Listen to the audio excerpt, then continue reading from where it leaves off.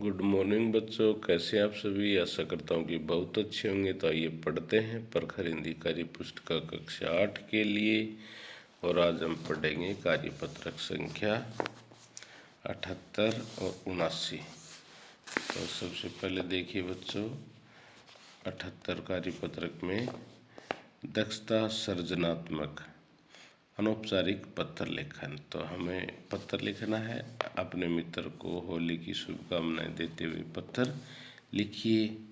तो सबसे पहले स्वयं का पता: पवन कुमार, महात्मा गांधी राजकीय अंग्रेजी माध्यम विद्यालय पार्लो बालोतरा, दिनांक 26/11/25। प्रिय मित्र मनोज, मैं यहाँ कुशलतापूर्वक हूँ तथा आशा करता हूँ कि आप भी अपने स्थान पर कुशलतापूर्वक होंगे। परिवार सहित पिछले सप्ताह आपका पत्र प्राप्त हुआ। पत्र प्राप्त करने के बाद आज पत्र लिखने का समय मिला, सो आपको पत्र लिख रहा हूँ। पत्र में आपके समाचार प्राप्त मालूम हुए। सबसे पहले तो आपको 12वीं कक्षा में प्रथम श्रेणी से पास होने पर बहुत बहुत हार्दिक शुभकामनाएं तथा साथ में होली का त्यौहार आने वाला है। होली की आपको और आपके परिवार को बहुत बहुत हार्दिक शुभकामनाएं। इस बार इको फ्रेंडली होली मनाना है। इको फ्रेंडली का मतलब आप जब होली मनाते हैं तो इसका पर्यावरण पर कोई दुष्प्रभाव नहीं पड़ना चाहिए तथा ज़्यादा पानी नहीं बर्बाद करना और पक्के रंगों का उपयोग बिल्कुल नहीं करना चाहिए। इन्हीं शब्दों के साथ अब पत्र समाप्त करता हूँ। बाकी मिलने के बाद मम्मी पापा को मेरी तरफ से पैर छूना या चरण स्पर्श करना। तुम्हारा मित्र पवन कुमार। तो ये हमने अपने मित्र को पत्र लिखा। बच्चों, आप भी ऐसे ही अपने मित्र को पत्र लिख सकते हैं। तो आइए कार्यपत्रक संख्या 79 पढ़ते हैं। तो कार्यपत्रक संख्या 79।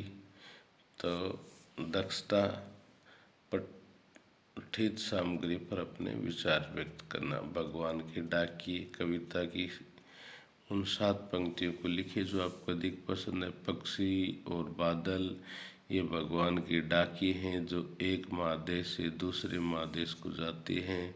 हम तो समझ नहीं पाते, लेकिन इनकी लाई चिट्ठियों को पेड़ पौधे और पहाड़ बाँचते हैं।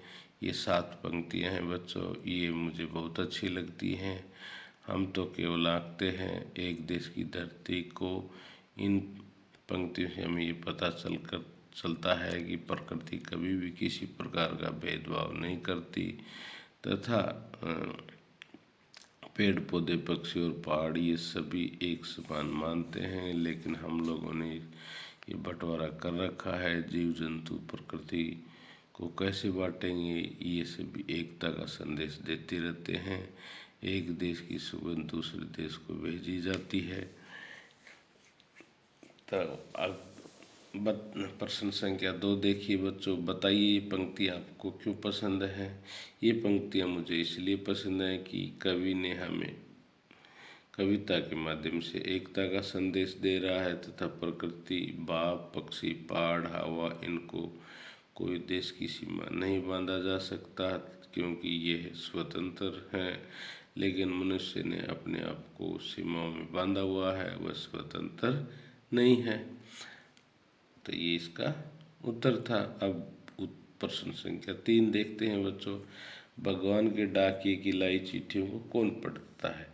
भगवान के डाकिए की लाई चिट्ठियों को पेड़ पौधे पहाड़ बाँचते हैं, अर्थात पढ़ते हैं। भगवान सदा ये चाहते हैं कि हम एक रहें, प्रेम से रहें, लेकिन आज मनुष्य ने अपने आप को धर्म तथा सीमाओं में बांटकर स्वयं की स्वतंत्रता खत्म कर ली है। ये मानव कितने स्वार्थी होते हैं। ये बच्चों आपका उत्तर संख्या 3 था। ऐसे ही आपने लिखना है, एक बार फिर से देख लीजिए। धन्यवाद बच्चों, आशा करता हूँ कि आपको समझ में आया होगा।